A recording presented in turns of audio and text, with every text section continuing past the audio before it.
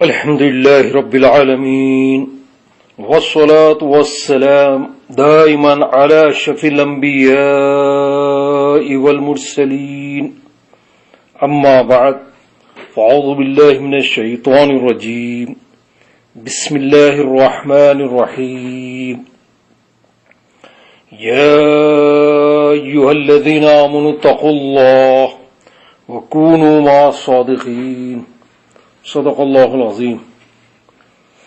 بارگاہ رسالت والے رسالت میں ایک مرتبہ درود پاک کا نذرانہ پیش فرمائیے گا۔ اللہم صلی علی سیدنا نبینا شفیعنا حبیبنا مولانا محمد طب القلوب و دوائیہ و شافیۃ الابدان و شفائیہ، صلاۃ و سلام علیک یا رسول اللہ، صلاۃ و سلام علیک یا حبیب اللہ۔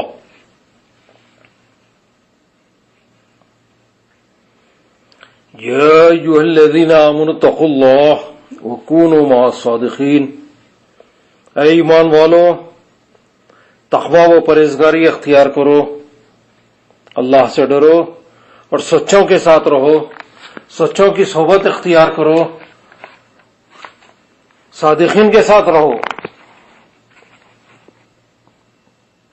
یہ سچوں کا بھی عجیب حال ہے۔ بعض لوگ بات سچی کہتے ہیں مگر خود جھوٹے ہوتے ہیں۔ اب عہد رسالت میں پہنچی ہے، رسول اللہ صلی اللہ تعالی علیہ وسلم کی بارگاہ میں منافقین آئے تھے اور آ کر کتنی سچی بات کہی تھی کہ اللہ کے رسول، ہم گواہی دیتے ہیں کہ آپ اللہ کے رسول ہیں۔ سچی بات ہے کہ نہیں؟ کتنی سچی بات ہے، اللہ بھی جانتا ہے، مگر یہ جھوٹے ہیں۔ خیانت، جھوٹ، عہد شکنی، بدزبانی، یہ منافقین کی خصلت ہے۔ ان المنافقین لکاذبون، بے شک منافق قطعی جھوٹے ہیں۔ معلوم ہوا کہ کلمہ سچا ہے، بعض کلمہ پڑھنے والے جھوٹے ہیں۔ روزہ سچا ہے مگر بعض روزہ رکھنے والے جھوٹے ہیں۔ حج سچا ہے مگر کتنے حاجی جھوٹے ہیں۔ معلوم ہوا سچے عمل کے اندر بھی کچھ جھوٹ ہے، سچے عمل کا روپ لے کر بھی کچھ لوگ جھوٹے ہیں۔ ان جھوٹوں سے تو ضرور بچنا چاہیے۔ ایک حدیث شریف نظر کے سامنے سے گزری تو میں حیرانی میں پڑ گیا کہ حجر اسود ایمان والوں کے ایمان کی گواہی دے گا، منافقین کے نفاق کی گواہی دے گا، کافروں کے کفر کی گواہی دے گا۔ یہ حجر اسود پتھر ہے، ذرا سنبھل کے جانا، جو چھپاؤ گے وہ اسے چھپا دے گا۔ میں یہ سوچنے لگا کہ حج کرنے جاتا کون ہے؟ کیا یہودی جاتا ہے؟ کیا عیسائی جاتا ہے؟ کیا مجوسی جاتا ہے؟ کیا مشرکین عجم جاتے ہیں؟ اے حجر اسود، تو کس کے کفر کی گواہی دے گا؟ جواب ملے گا کہ کچھ لوگ ایمان و اسلام کے پردے میں کفر چھپا کے آتے ہیں، یہ انہی کے کفر کی گواہی دے گا۔ اسی لیے کہا گیا وَكُونُوا مَعَ الصَّادِقِينَ، سچوں کے ساتھ ہو جاؤ۔ عہد رسالت سے لے کر آج تک فتنے و فساد کو اصلاح کا نام دینے کا تسلسل جاری ہے۔ ہر فسادی کہتا ہے کہ ہم اصلاح کر رہے ہیں۔ اللہ تبارک و تعالیٰ ارشاد فرماتا ہے وَإِذَا قِيلَ لَهُمْ لَا تُفْسِدُوا فِي الْأَرْضِ قَالُوا إِنَّمَا نَحْنُ مُصْلِحُونَ أَلَا إِنَّهُمْ هُمُ الْمُفْسِدُونَ وَلَكِنْ لَا يَشْعُرُونَ۔ اور جب کہا جائے گا انہیں کہ مت فساد پھیلاؤ زمین میں، تو کہتے ہیں ہم تو سنوارنے والے ہیں، ہم تو اصلاح ہی ہے، اصلاح کرنے والے ہیں۔ ہوشیار وہی فسادی ہیں لیکن سمجھتے نہیں۔ ہر زمانے میں مفسدین کا یہی حال رہا ہے۔ جو لوگ دین میں نئی نئی بدعات پیدا کرتے ہیں اور نئے نئے مذاہب ایجاد کرتے ہیں اور الحاد اور بے دینی کی تحریکیں چلاتے ہیں، وہ اپنی مخترع بدعات، مذاہب اور تحریکات کو نہایت خوشنما اور خوبصورت نام دیتے چلے جا رہے ہیں، جیسے محبت اہل بیت کے نام پر تعزیہ داری، ماتم اور صحابہ کرام کو گالیاں کہنے کی بدعت نکل آئی ہیں، اور توحید کے نام پر انبیاء علیہم السلام اور اولیاء کرام کی شان اور عظمت کو کم کیا جاتا ہے، اور جب ان لوگوں کا محاسبہ کیا جائے تو کہتے ہیں ہم تو اصلاح کر رہے ہیں، اہل بیت کی عظمت اجاگر کر رہے ہیں، اور ہم شرک و بدعت کو مٹا رہے ہیں۔ یہ ہر فسادی یہی کہتا ہے۔ اس لیے قرآن نے کہا کہ وَإِذَا قِيلَ لَهُمْ لَا تُفْسِدُوا فِي الْأَرْضِ، اور جب ان سے کہا جاتا ہے کہ فساد مت پھیلاؤ تو کہتے ہیں قَالُوا إِنَّمَا نَحْنُ مُصْلِحُونَ، ارے ہم تو اصلاح کر رہے ہیں، ہم کہاں فساد پیدا کر رہے ہیں۔ تو یہ فسادی ہر دور میں یہی کہتے ہیں کہ ہم تو اصلاح کر رہے ہیں، ہم تو سنبھال رہے ہیں، اور یہ نئے نئے خرافات، نئے نئے عقائد، نئے نئے عقیدے ایجاد کرتے چلے جا رہے ہیں۔ یہ حدیث سے مبارکہ ہر ایک کی زبان پہ ہے کہ کلو بدعت ضلالہ، یہ تو سبھی جان رہے ہیں کہ ہر بدعت گمراہی ہے۔ کلو بدعت ضلالہ، ہر بدعت گمراہی ہے۔ یہ بتائیں کہ ہر بدعت گمراہی ہے تو انسان گمراہ کس چیز سے ہوتا ہے؟ کہ ہر وہ چیز جو انسان کو گمراہ کرے وہ بدعت۔ تو انسان گمراہ کس چیز سے ہوتا ہے؟ کیا عمل کی خرابی سے انسان گمراہ ہوتا ہے؟ کیا کسی بے عمل کو یا بد عمل کو آپ گمراہ کہتے ہیں؟ عمل کی خرابی سے انسان گمراہ نہیں بلکہ گناہگار کہلاتا ہے۔ بے عمل انسان گناہگار کہلاتا ہے، اگرچہ وہ کبائر کا بھی مرتکب ہو۔ اگر شرابی ہے تو شرابی کو آپ گناہگار کہیں گے، جواری کو آپ گناہگار کہیں گے، بے عمل انسان کو گمراہ نہیں کہیں گے بلکہ گناہگار کہیں گے۔ عمل کی خرابی سے انسان گناہگار کہلاتا ہے، لیکن عقیدے کی خرابی سے انسان گمراہ کہلاتا ہے۔ عقیدہ خراب تو وہ گمراہ ہو جائے گا جب اس کا عمل نہیں دیکھا جائے گا۔ تو ہر نیا عقیدہ وہ بدعت ہے۔ دین میں نیا عقیدہ ایجاد کرنا یہ بدعت ہے۔ نئی چیز کا ایجاد کرنا بدعت نہیں ہے، یہ ایجادات کا دور ہے۔ ہر دن نئی ایجادات ہو رہے ہیں، 1400 سال سے مسلسل ایجادات ہو رہے ہیں۔ اب دوائیں دیکھیں آپ، ہر دن نئی دوائیں ایجاد ہو رہی ہے۔ الیکٹرانک ٹیکنالوجی میں دیکھیں آپ نئی ایجادات، آج جو سائنسی ترقی ہو رہی ہے، یا 5 سے 25 سال پہلے نہیں تھے یہ چیزیں، 50 برس پہلے یہ چیزیں نہیں تھے، تو ہر دن نئی ایجادات ہو رہے ہیں۔ یہ نئے نئے مکانات، یہ ایئر کنڈیشن، یہ کارپیٹ،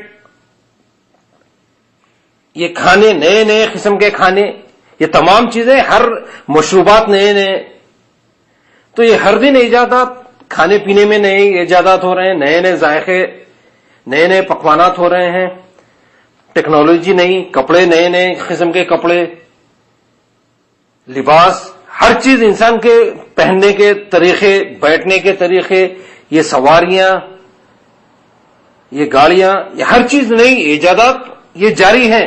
تو یہ تمام چیزیں بدعت نہیں ہیں، بلکہ نئے عقیدے جو ایجاد ہو رہے ہیں وہ بدعت ہیں۔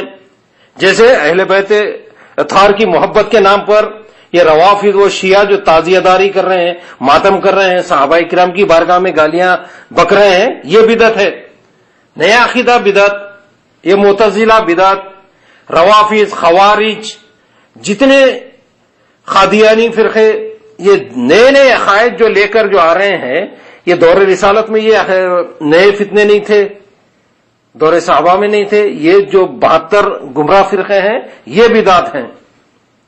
تو مسلمانوں میں جس قدر باطل فرقے، الہادی تحریکیں، متشدد و سازشی جماعتیں اور متکبر قیادت معروض وجود میں آئی ہیں، ان کا ہمیشہ یہی دعویٰ اور نعرہ ہے کہ ہم مسلمانوں کی اصلاح چاہتے ہیں. قالوا انما نحن مصلحون، ہمیشہ یہی کہتے ہیں کہ نہیں ہم تو اصلاح کر رہے ہیں، اپنے آپ کو اصلاحی کہتے ہیں، ہم سنوار رہے ہیں. مسلمان اپنے عقائد و اعمال کے لحاظ سے تباہ ہو چکے ہیں، اس لیے ہماری کاوش انہیں اعتقادی اور عملی گمراہیوں سے نجات دلا کر صحیح اسلامی راہ پر گامزن کرنا ہے. کسی نے بھی خود سے بڑھ کر کسی کو مصلح یعنی ریفارمر تصور نہیں کیا. ہر گمراہ اپنے کو بہت بڑا ریفارمر مصلح کہہ رہا ہے. نتیجتاً ایسی تحریکیں کئی مسلمانوں کو اصلاح احوال کے دلکش اور دل فریب نعروں کی جاذبیت کے باعث اپنی طرف کھینچ لیتی ہیں اور دین حق کی صحیح راہ سے بہکانے میں کامیاب ہو جاتی ہیں. نئے نئے انداز میں نئے نئے عقیدے لے کر، بالکل نئے لیٹسٹ عقیدے لے کے قوم کو گمراہ کر رہے ہیں. اب سوال یہ پیدا ہوتا ہے کہ جب ہر کوئی ظاہراً دعوت اصلاح دے رہا ہو تو حق و باطل میں امتیاز کا معیار کیا ہونا چاہیے؟ کہ ہر کوئی اپنے کو اصلاحی کہہ رہا ہے تو حق و باطل کا کیا معیار ہونا چاہیے؟ قرآن کریم نے صحیح ایمان کا ایک معیار رکھا ہے. آمنو کما آمن الناس، اے لوگو ایمان لاؤ جیسا لوگ ایمان لائے. لوگوں سے مراد صحابہ کرام. تو ایمان ویسا لانا چاہیے جیسا صحابہ کرام لائے. صحابہ کرام کا ایمان ایک معیار بن چکا ہے. جس کا ایمان ان حضرات کی طرح ہو تو وہ مومن ہے، ورنہ نہیں. اللہ کے دین کی دعوت اور تبلیغ کے بہانے امت مسلمہ کو اپنے ایک مرکز سے جدا کرنے کی صحیح ناپاک کی جا رہی ہے. کیا یہ حقیقت نہیں کہ احوال امت کی اصلاح کے بہانے امت میں فساد کا بیج بویا جا رہا ہے؟ کیا یہ حقیقت نہیں کہ غلامی مصطفیٰ صلی اللہ علیہ وسلم کے جذبات کو معاذ اللہ شخصیت پرستی کا نام دیا جا رہا ہے؟ کیا یہ حقیقت نہیں کہ فروغ دین کے حوالے سے محبت رسول سے خالی لٹریچر کی ترویج و اشاعت کو خدمت دین کا نام دیا جا رہا ہے؟ کیا یہ حقیقت نہیں کہ آج بزرگوں نے دین سے نفرت رکھنے کی تلقین کی جا رہی ہے؟ کیا یہ حقیقت نہیں کہ ان تمام ناپاک عزائم کو پائے تکمیل تک پہنچانے کے لیے امت مسلمہ پر شرک اور بدعت کے فتوے لگائے جا رہے ہیں؟ یہ کون لوگ ہیں؟ یہ وہ لوگ ہیں جو عبداللہ بن ابی منافق، عبداللہ ابن سبا یہودی اور ذوالخا یسرا تمیمی خارجی کی مانوی اولاد ہیں، جنہیں چاروں طرف شرکی شرک نظر آ رہا ہے. ہر طرف شرک، ہر طرف بدعت نظر آ رہی ہے. یہ وہ ظالم ہیں جن کے دلوں میں نبی کریم صلی اللہ تعالی علیہ وسلم کی محبت کا نام و نشان تک نہیں، اور نہ حضور نبی کریم صلی اللہ علیہ وسلم کی امت کا درد ہے. یہ سمجھنا بڑا مشکل ہوتا ہے کہ سچا کون، جھوٹا کون، فسادی کون ہے، اصلاحی کون ہے. اس نقطے کو غور کرو تو بات سمجھ میں آئے گی. فساد کرنے والے اور اصلاح کرنے والے آلات ایک جیسے ہوتے ہیں.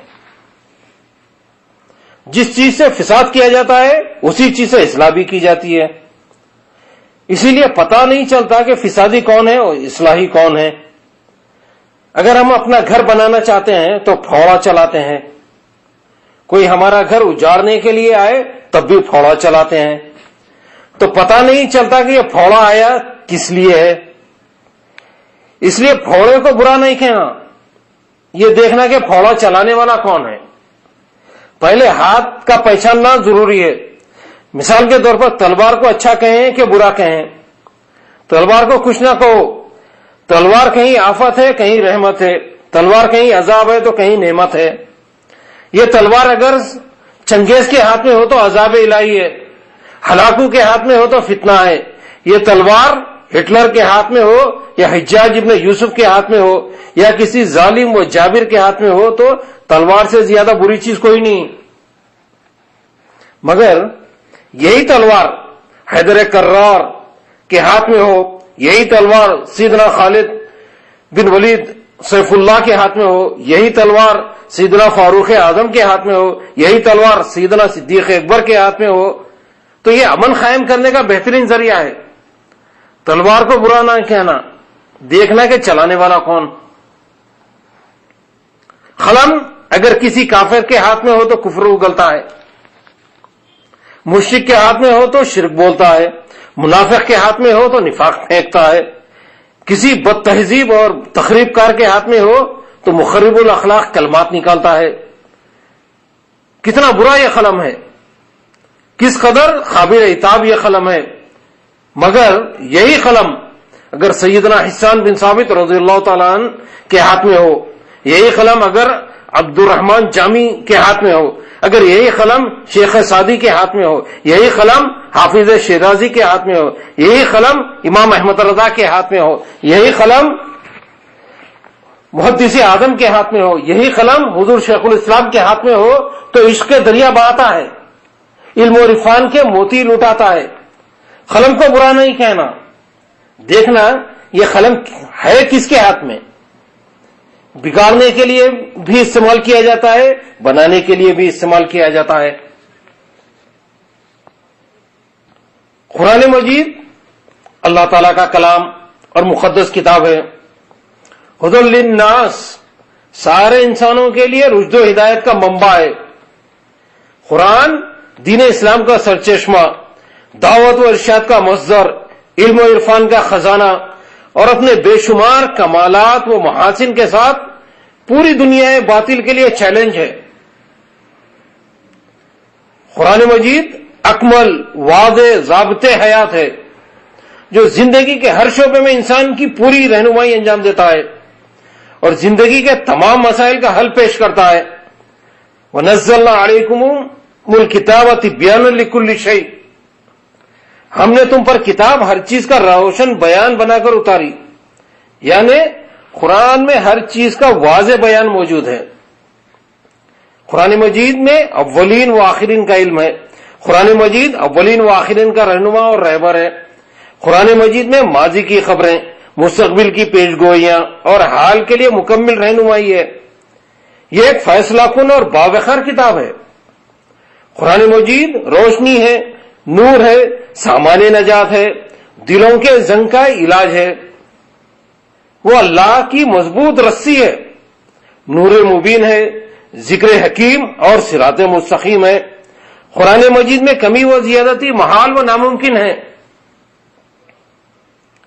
ایک بات یہ بتاؤ کہ قرآن تو ہدایت ہی کے لیے آیا ہے، ہدی للناس، یہ سارے انسانوں کی ہدایت کے لیے آیا ہے، مگر کتاب ایک، قبلہ ایک، رسول ایک، دین ایک، ماننے والے 73 کیسے ہو گئے؟ تو آپ یہ کہیں گے کہ کتاب بھی ایک ہے، خدا بھی ایک، رسول بھی ایک، قبلہ بھی ایک، دین بھی ایک، مگر پڑھانے والے 73 ہونے کے سبب ماننے والے بھی 73 ہو گئے۔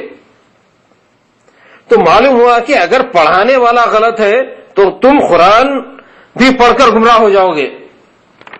یضل بہ کثیرا و یہدی بہ کثیرا فرمایا گیا کہ اس سے بہت سے لوگ گمراہ بھی ہوتے ہیں اور بہت سے لوگ ہدایت پاتے ہیں۔ تو قرآن پڑھ کر ہر کوئی ہدایت نہیں پاتا، قرآن کے ذریعے بھی گمراہ ہوتے ہیں۔ پڑھانے والے پر منحصر ہے کہ کیا پڑھا رہا ہے، اس کی کیا تشریح کر رہا ہے، کیا ترجمانی کر رہا ہے قرآن کی۔ تو پڑھانے والے پر منحصر ہے کہ وہ قرآن سے ہدایت بھی دے یا گمراہی کی تعلیم بھی پہنچائے۔ یضل بہ کثیرا و یہدی بہ کثیرا، یعنی قرآن مجید پڑھ کر بہت سے لوگ گمراہ بھی ہوتے ہیں اور بہت سے لوگ ہدایت بھی پاتے ہیں۔ آپ خیال کرو کہ قرآن سے لوگ گمراہ ہوتے ہیں اور قرآن ہی سے لوگ ہدایت حاصل کرتے ہیں۔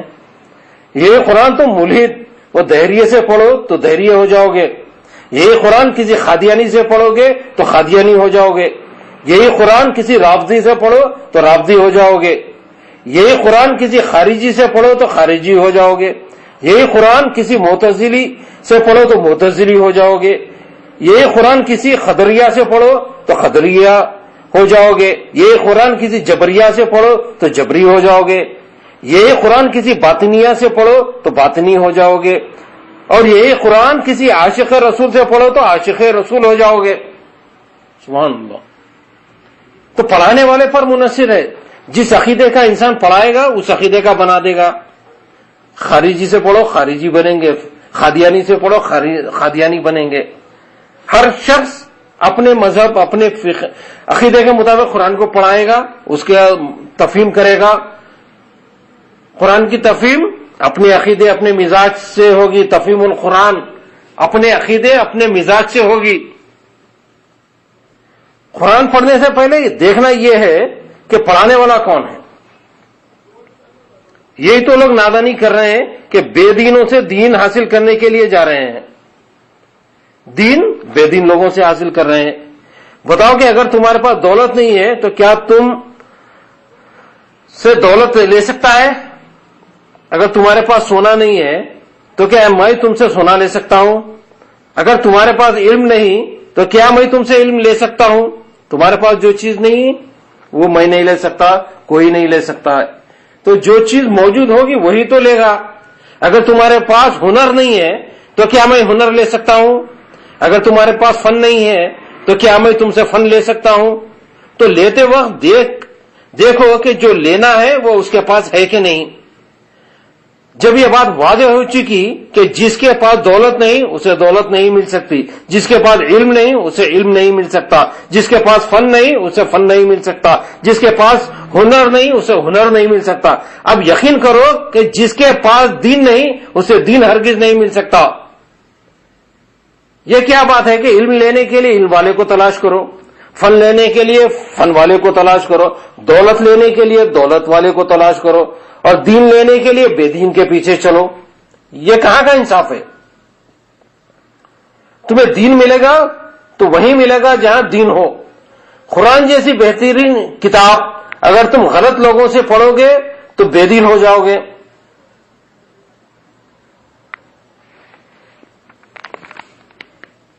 تو قرآن کیا مطالبہ کر رہا ہے؟ یا ایھا الذین آمنوا اتقوا اللہ وکونوا مع الصادقین. اے ایمان والو تقویٰ و پرہیزگاری اختیار کرو اور سچوں کے ساتھ ہو جاؤ. یہ سچے جو ہیں یہ تم کو دین کی راہ پہ چلائیں گے، یہ تمہارے ایمان کی حفاظت تمہارے تقوی کی حفاظت کا باعث ہے. تو اے ایمان والو، ایمان کا تقاضا یہی ہے کہ دین و دنیا کی بھلائی اسی میں ہے کہ تم ہر حال میں اللہ تعالیٰ سے ڈرتے رہو، تقوی اختیار کرو. یہ تقوی تمہاری زندگی کو سہل و آسان بنا دے گا، تمہارے ظاہر و باطن کو حسین و جمیل کر دے گا کہ مومن کے لیے اس سے بہتر کوئی دوسرا زیور نہیں ہو سکتا.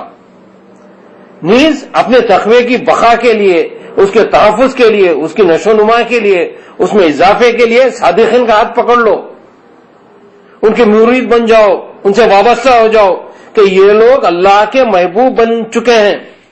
اللہ تعالیٰ ان کے تقوی کا محافظ ہو گیا ہے. اللہ تعالیٰ ہی کے فضل و کرم ان کے مراتب دن بدن بلند ہو رہے ہیں. ان کے دامن سے وابستگی، ان کی ارادت اور ان سے عقیدت تمہاری دنیا و آخرت میں ترقی، عزت و عظمت کی ضمانت بنے گی. ان کے غلام بن کر تم آقا بن جاؤ گے. اگر تم انہیں قائد مان لو گے تو دنیا والوں کے قائد بن جاؤ گے. کوئی اندازہ کر سکتا ہے اس کے زور بازو کا، کوئی اندازہ کر سکتا ہے اس کے زور بازو کا. نگاہ مرد مومن سے بدل جاتی ہیں تقدیریں. یہ پیام دے گئی ہے مجھے بعد صبح گاہی کہ عارفوں کا مقام ہے بادشاہی. نہ پوچھ ان خرقہ پوشوں سے، بصیرت ہو تو دیکھ ان کو. یہ ید بیضا لیے بیٹھے ہیں اپنی آستینوں میں. اللہ تبارک و تعالی ہمیں صادقین کے ساتھ، سچوں کے ساتھ صحبت اختیار کرنے کی توفیق عطا فرمائے. وآخر دعوانا ان الحمدللہ رب العالمین. سبحان ربک رب العزت عما یصفون والسلام علی المرسلین والحمدللہ رب العالمین.